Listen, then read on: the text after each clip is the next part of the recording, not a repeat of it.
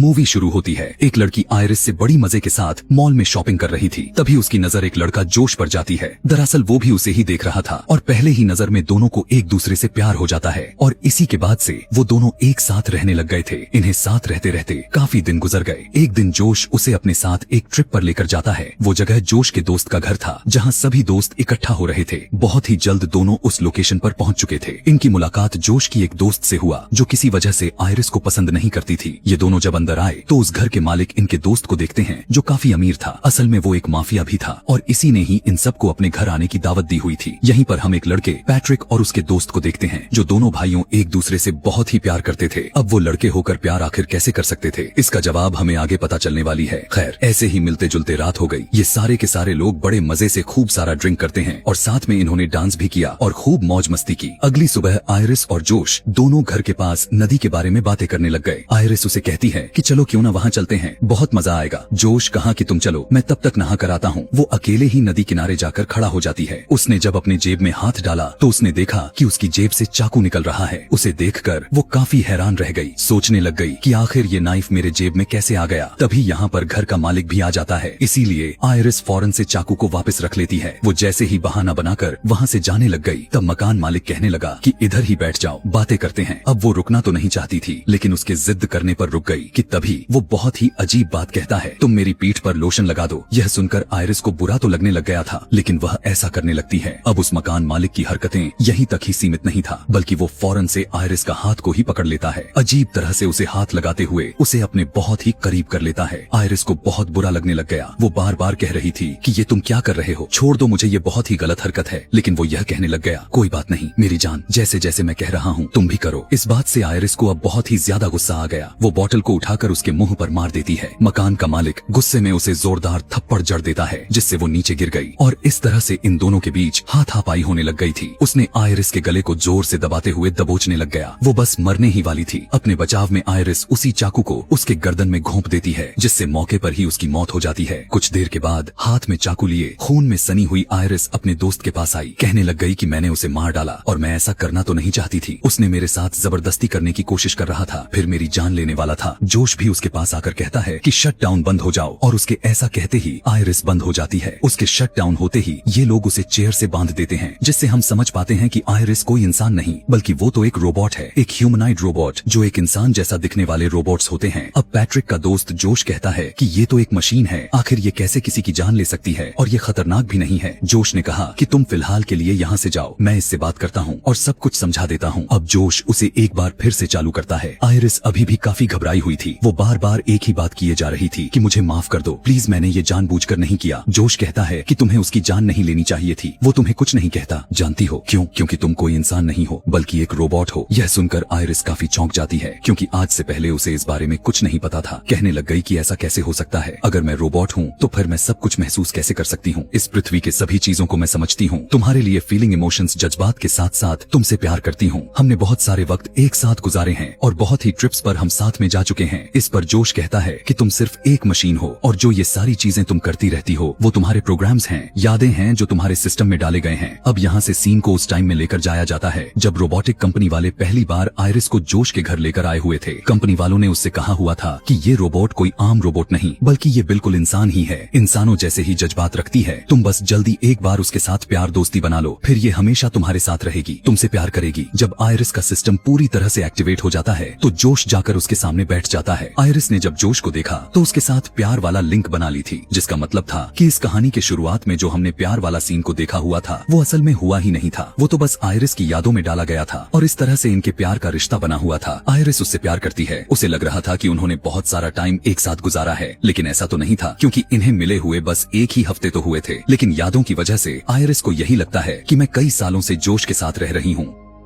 जोश उसे यह भी बताता है कि तुम्हारी आंखों से जो पानी निकलकर बाहर आते हैं वो आंसू नहीं है बल्कि एक नॉर्मल पानी है, क्योंकि तुम्हारे अंदर में एक टैंकर लगाया हुआ है। जब तुम दुखी होती हो या फिर इमोशनल होती हो तो पानी अपने आप ही निकलने लग जाते हैं। यह सारी बातों को सुनकर आयरिस कहने लगी कि मैं चाहे जो भी हूँ लेकिन मैं फिर भी तुमसे प्यार करती हूँ। यह कहकर वो रो भी रही थी। तभी यहाँ पर जोश की दोस्त भी आ जाती है और पूछने लग गई कि तुमने अभी तक इसे बंद नहीं किया। यह सुनकर आयरिस को पता लग गया था कि ये सभी उसे बंद करने वाले हैं। अपने दोस्त से बात करने के लिए जोश उसे एक कमरे में लेकर जाती है। उनकी बातों से पता चला कि यह सारा प्लान इन्हीं लोगों ने बनाया हुआ था। दरअसल वो जानबूझकर इस घर के मालिक को मरवाकर उसका सारा पैसा खुद लेना चाहते थे। जोश कहता है कि हमारा रास्ता साफ है, मैं कंपनी के आने से पहले आयरिस को रिस्टार्ट कर दूंगा, यानी उसकी यादों को शुरू से शुरू कर दूंगा। वो अब तक का सब कुछ भूल जाएगी और हम उस पर ही इल्जाम लगा देंगे। इधर आयरिस को वही नाइफ जिससे वो माफिया पर अटैक करके उसे मारा था नीचे गिरा हुआ मिलता है। उसे लेने के लिए वो चेयर को खिसकाते हुए उस तरफ जाती है और फिर नीचे गिरकर चाकू को लेने की कोशिश करती है, लेकिन उतने ही देर में यहाँ पर जोश आ गया और जब वो आयरिस के करीब जाने लगा तो वो चाकू से उसकी गर्दन पर वार कर देती है, जिससे वो जख्मी होकर नीचे गिर गया। आयरिस खुद को चेयर से छुड़ाते हुए जोश का फोन को लेकर घर से बाहर आ गई और जंगल की तरफ भाग जाती है। जोश की दोस्त उसे बस देखते ही रहे, कुछ कर नहीं पाते। पैट्रिक के दोस्त को भी पता चल चुका था कि आयरिस के जेब में चाकू जोश ने रखा हुआ था। जोश उसे बताता है कि यह सब हमारा ही प्लान था और अब अगर कंपनी के आने से पहले हमने उसे नहीं पकड़ा तो हम सभी फंस जाएंगे। वो एक पेन ड्राइव को सामने रखते हुए कहता है कि इसकी मदद से मैं आयरिस में चेंजिंग कर सकता हूँ और उसे पूरा बदल सकता हूँ, लेकिन इसके लिए हमें उसे पकड़ना ही होगा। अब जोश पैट्रिक के दोस्त को भी पैसे दिखाता है जिनके लिए इन्होंने घर के मालिक की जान ली। जोश ने सभी को बताया कि इन पैसों को 3 हिस्से में बांटेंगे, एक मेरा दोस्त का और एक तुम्हारा, जिन पैसों को हम आपस में ही बांट लेंगे। इस पर पैट्रिक का दोस्त कहने लग गया कि 3 ही नहीं बल्कि 4 होंगे। पैट्रिक को तुम आखिर कैसे भूल सकते हो, वो मेरे साथ है और उसे भी तुम्हें हिस्सा देना ही पड़ेगा। जोश कहने लग गया कि नहीं, मैं यह तो बिल्कुल भी नहीं करने वाला, हिस्से तो बस 3 ही होंगे। यह सुनकर उसका दोस्त जाकर पैट्रिक को शट डाउन कर देता है। वो फौरन से बंद हो गया, मतलब कि पैट्रिक भी कोई इंसान नहीं बल्कि वो भी एक रोबोट ही है। जोश की दोस्त उसे बताती है कि यहाँ टोटल $12 मिलियन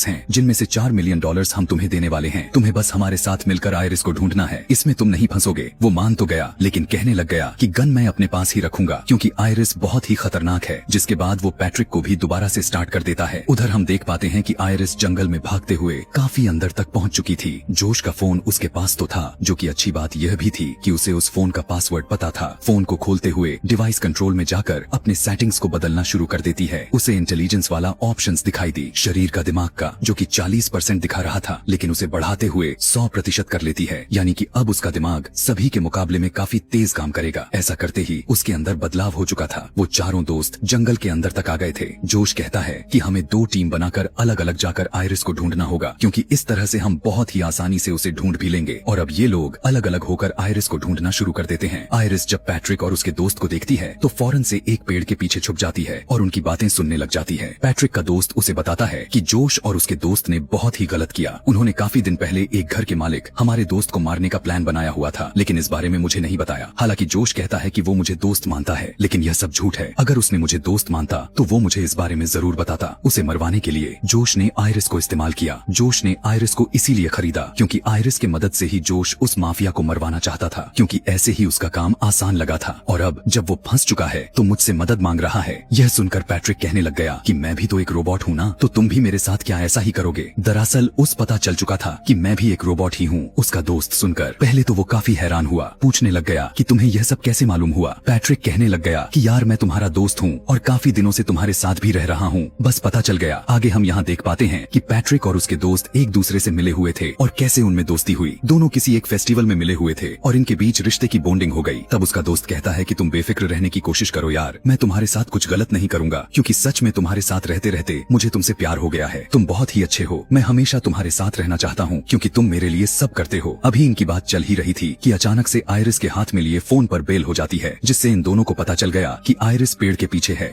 पैट्रिक का दोस्त गन निकाल लिया था और यह देखकर आयरिस भागने लग गई तो वो शूट करने लग जाता है, लेकिन निशाना ठीक से नहीं लगता। यह देखकर पैट्रिक का दोस्त दूसरे साइड पर जाता है और जब आयरिस भागते हुए आगे बढ़ रही थी तो वो सामने से आकर उसे पकड़ लेता है, जिससे यह दोनों घसीटते हुए नीचे गिर जाते हैं। लेकिन इससे पहले वो गन को लेकर दोबारा से आयरिस पर हमला करता वहीं उसे पकड़ लेती है। अब इन दोनों के बीच हाथापाई होने लग चुकी थी, लेकिन इसी बीच गन ट्रिगर हो जाती है। गोली सीधा पैट्रिक के दोस्त को लग गई और उसकी मौके पर ही मौत हो गई। अब यह सब कुछ ऊपर पेड़ पर खड़ा हुआ पैट्रिक भी देखे जा रहा था। और अब जब जोश के साथ उसकी दोस्त भी यहाँ आए, लेकिन आयरिस एक घर की तरफ भाग जाती है। वो जोश की हाई टेक्नोलॉजी वाली कार में बैठ जाती है और उसे लॉक्ड कर लेती है। तब तक जोश भी यहाँ पर आ चुका था, जो दरवाजा खोलने की कोशिश करने लगा, लेकिन कार चल नहीं रही थी क्योंकि वो आवाज की कमांड देने पर ही स्टार्ट होती थी। आयरिस ने जब अपने आवाज में गाड़ी को चलने के लिए कहा तो वो मैच नहीं करती। उसके पास वक्त कम था क्योंकि जोश कांच को तोड़ने लग गया था। अब आयरिस अपना दिमाग लगाती है। वो सेटिंग्स में जाकर अपनी आवाज को बदलकर जोश जैसा बनाने लग जाती है। जल्द ही उसके जैसा आवाज आवाज बनकर मैच हो गई और गाड़ी स्टार्ट हो जाती है और आयरिस यहाँ से भाग गई। लेकिन यहाँ पर जोश का भी दिमाग काम कर गया। वो फौरन से घर के अंदर आया। घर के मालिक का फोन को लेकर पुलिस में रिपोर्ट यह कर देता है कि मेरी गाड़ी चोरी हो गई है। जैसे ही रिपोर्ट रजिस्टर्ड हुआ, गाड़ी एक रोड के किनारे आकर अपने आप ही बंद हो जाती है। फिर जोश उसी फोन से अपने फोन पर कॉल लगाया और जब आयरिस ने फोन को उठाया तो जोश कहने लग गया कि प्लीज तुम घर वापस आ जाओ, मैं सब कुछ ठीक कर दूंगा। अब क्योंकि तुम एक रोबोट हो तो तुम्हें कोई सजा नहीं मिलेगी, और अगर तुम्हें इस बात का दुख भी हो रहा है तो कोई बात नहीं, मैं तुम्हारे अंदर बदलाव कर दूंगा जिससे तुम सब कुछ भूल जाओगी और हम फिर से एक साथ रहने लग जाएंगे। इस पर आयरिस कहने लग गई कि नहीं, बिल्कुल भी नहीं, अब मैं दोबारा से तुम पर भरोसा करके गलती नहीं करने वाली। तुमने तो घर के मालिक को मारने के लिए मुझे इस्तेमाल किया है। जंगल में पैट्रिक और उसका दोस्त बातें कर रहे थे और मैंने उनकी सारी बातें सुन ली हैं। अब मैं यहाँ से कहीं दूर चली जाऊंगी और दोबारा कभी भी लौट कर तुम्हारे पास नहीं आऊंगी, क्योंकि मैं भी जीना चाहती हूँ। अब जैसे ही कॉल कट हुआ, जोश भागते हुए पैट्रिक के पास पहुंचा। वो उसकी दोस्त का फोन लेकर पैट्रिक में चेंजिंग करने लग गया और उसके गुस्से को 100% कर देता है। यह बदलाव करने के बाद वो पैट्रिक को रिस्टार्ट कर देता है और जब वो दोबारा से अपनी आंखें खोलता है तो इस बार उसके सामने जोश मौजूद था। यहाँ पर इन दोनों के बीच प्यार दोस्ती का रिश्ता बन जाता है और पैट्रिक अब जोश से प्यार करने लग गया था। जोश उससे कहने लग गया कि तुम मेरे साथ रहना चाहते हो, लेकिन आयरिस हमें तो अलग करना चाहती है, तुम्हें जाकर उसे रोकना ही होगा। अभी आयरिस जोश के कार की कांच को तोड़ने में लगी हुई ही थी कि तभी उसी टाइम एक पुलिस ऑफिसर आ जाता है। वो यह देखकर गाड़ी से उतरकर बाहर आया। तब तक आयरिस भी बाहर आ चुकी थी। अब आयरिस को इस तरह से प्रोग्राम किया गया हुआ था कि वो झूठ नहीं बोलती, और जब ऑफिसर उसे यह पूछने लग गया कि तुम यहाँ पर क्या करने के लिए आई हो, तो वो कहती है कि पास में ही एक घर है, हम सभी दोस्त वहाँ पर एंजॉय कर रहे थे। अब ऑफिसर को पता था कि वो घर किसका है, इसीलिए वो आयरिस से कहने लगा कि तुम मेरे साथ चलो, मैं तुम्हें सुरक्षित तरीके से उसके पास छोड़ आता हूँ। यह सुनकर आयरिस बता देती है कि मैंने उसे जान से मार डाला है और अब मेरे दोस्त मुझे जान से मारने के लिए मेरे पीछे पड़े हुए हैं, इसीलिए मैं दोबारा से उनके पास नहीं जाना चाहती। इतने ही देर में यहाँ पर पैट्रिक आ गया। वो बिना कुछ सोचे समझे उस ऑफिसर पर हमला कर देता है। वो पीट पीट कर काफी बुरी तरह से उसे जान से मार देता है। फिर वो जोश का फोन को लेकर आयरिस को शट डाउन करता है और उसे लेकर वापस आ जाता है। अब जब जोश के इस वाले दोस्त को सारा मामला काफी सीरियस होता हुआ नजर आ रहा था तो वो सारे पैसों को पैक करने लग गई थी। वो जोश से कहने लग गई कि मैं तो यहाँ से निकल रही हूँ, अब इस मामले को तुम ही निपटाओ। जोश कहने लगा कि तुम मुझे इस तरह अकेले ही छोड़कर नहीं जा सकती, मैंने तुम्हारे ही खातिर घर की मालिक की जान ले ली और अब तुम्हें भी मेरे साथ ही रहना होगा। लेकिन वो तो थी जिद्दी, उसकी एक भी बात नहीं सुनती। वो जब यहाँ से जाने लग गई तब जोश उसे रोकने की कोशिश करता है। जब वो नहीं सुनती तब वो पैट्रिक को उसे रोकने को कहता है। अब क्योंकि पैट्रिक के अंदर बस गुस्से की आग जोश ने भर दी थी, इसलिए वो उसे रोकने के लिए उसके पीठ में चाकू को घुसा देता है, जिससे वो बुरी तरह से जख्मी हो गई और काफी तेजी से उसका खून निकलने लग गया और बहुत ही जल्द उसने अपना दम तोड़ दिया। अब उसकी लाश को ठिकाने लगाने के बाद जोश फिर से आयरिस को दोबारा से स्टार्ट करता है, लेकिन उसने आयरिस के हाथ को चेयर से बांधे थे, इसीलिए अब वो चाहकर भी कुछ नहीं कर सकती थी।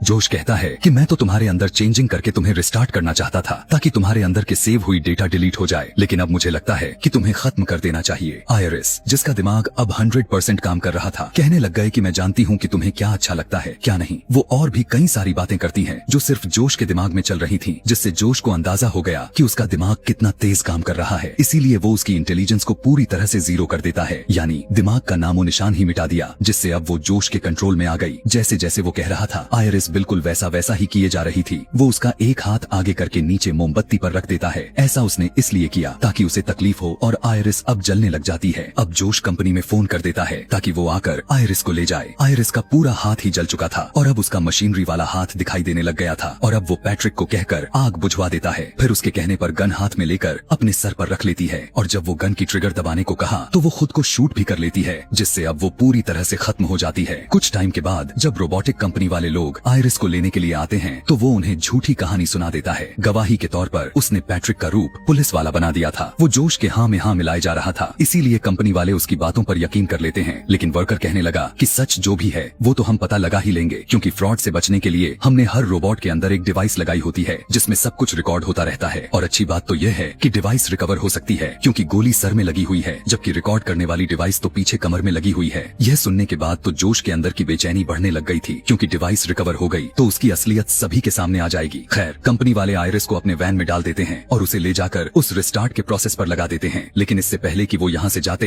इनके सामने पैट्रिक आ जाता है और फौरन से ड्राइवर को शूट करके उसकी जान ले लेता है। दूसरा आदमी यह देखकर डर गया और अपनी जान बचाने के लिए जंगल में भाग जाता है। आयरिस का रिस्टार्ट जैसे ही कंप्लीट हुआ तो वो दोबारा से जाग जाती है। जंगल में पैट्रिक भी उस दूसरे वर्कर तक पहुँच गया था, लेकिन उसके गन की गोलियां खत्म हो गई थी। इसीलिए पैट्रिक उसकी गला दबाकर उसे जान से मारने की कोशिश करने लग जाता है कि उसी टाइम पर यहाँ आयरिस भी आ गई। वो पैट्रिक पर हमला करती तो है लेकिन उसे कोई फर्क नहीं पड़ता, उल्टा वही आयरिस को थप्पड़ मारकर नीचे गिरा देता है। और वो हमला करने के लिए जैसे ही आगे बढ़ा तब आयरिस कहने लग गई कि जोश ने तुम्हारी यादों को मिटा दिया है, वो तुम्हारा दोस्त नहीं है बल्कि वो तो सिर्फ तुम्हें इस्तेमाल करते हुए कंट्रोल कर रहा है, जैसे उसने मुझे किया हुआ था। तुम्हारा असली दोस्त जिसे तुम प्यार करते थे वो मारा गया है। तुम याद करने की कोशिश करो कि जोश तुम्हारा प्यार नहीं है। और जब पैट्रिक अपने दिमाग पर जैसे ही जोर लगाया तो उस धीरे धीरे सब कुछ याद आने लग जाता है कि हाँ सच में मेरा दोस्त जिसे मैं प्यार करता था उसकी तो मौत हो गई है। वो इस सदमे को बर्दाश्त नहीं कर पाता और खुद अपनी ही जान ले लेता है। अब आयरिस कंपनी के दूसरे वर्कर से कहने लग गई कि मुझे तुम्हारी मदद चाहिए। तब वर्कर ने उसके अंदर वैसा चेंजिंग्स कर डाला जैसा वो चाहती थी। फिर आयरिस जोश के पास चली गई। वो अपने फोन के जरिए उसे बंद करने की कोशिश करता है लेकिन अब वो बंद ही नहीं हो रही थी क्योंकि वर्कर ने आयरिस के अंदर बदलाव कर दिया था। चेंजिंग्स के बाद अब उसे कोई कंट्रोल नहीं कर पाएगा। इस बात से आयरिस को खुशी होती है। अब सीधा आयरिस जोश पर गन तान देती है। जोश उसे कहता है कि तुम मुझे नहीं मारोगी क्योंकि तुम मुझसे प्यार करती हो ना। अब यह कहानी एक नया मोड़ ले लेती है क्योंकि एक बार फिर से आयरिस जोश की बातों में आ चुकी थी लेकिन वो उस पर हमला कर देता है। वो काफी बुरी तरीके से उसे उठाकर इधर उधर मारने फेंकने लग गया। फिर वो उसे पकड़कर कहता है कि तुम्हें कैसे कंट्रोल करना है मैं अच्छे से जानता हूँ। उसके हाथ में आयरिस की लाई हुई गन थी और इस बार वो आयरिस को वहाँ मारने वाला था जहाँ पर आयरिस का डेटा सेव होती है। लेकिन इस बात से वो अनजान था कि आयरिस के हाथ में भी हथियार है और वो बिना टाइम वेस्ट किए उसके सर में नाइफ को सीधा घुसा देती है जिससे मौके पर ही वो मारा जाता है। इसके बाद हम देखते हैं कि आयरिस अपनी जिंदगी में बहुत ही खुश है, काफी अच्छे से अपनी लाइफ को स्पेंड कर रही है, वो भी बिना किसी के कंट्रोल में। अब उस पर हुकूमत देने वाला कोई नहीं था, वो बिल्कुल आजाद थी। वो जो चाहे अपनी मर्जी से कर सकती थी। सारे पैसे और एक आलीशान कार को लेने के बाद कहीं और रहने के लिए चल पड़ती है। उसे उम्मीद थी कि मेरी नई जिंदगी बहुत ही खुशहाल होने वाली है और यही दिखाते हुए यह कहानी यहाँ पर खत्म हो जाती है। आगे और भी मूवी एक्सप्लेनेशन वीडियोस देखने के लिए कमेंट में नेक्स्ट लिखना ना भूलें। Thanks for